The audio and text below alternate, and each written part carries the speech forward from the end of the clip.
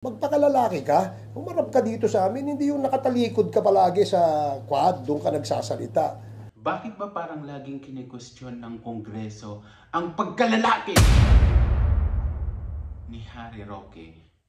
Letter A, dahil meron silang joint banking account ni A.R. de la Serna.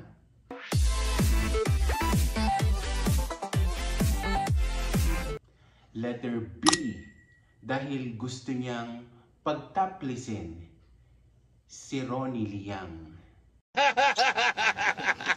So maya-maya tignan natin kung mapapataples natin si Ronnie Liang. Okay. Letter C, dahil ba gusto niyang maging butterfly?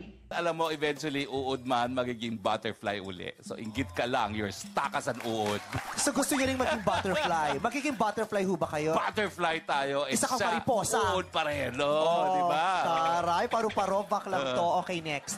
Or letter D, dahil ba very soft, very demure, very feminine yung mga features niya?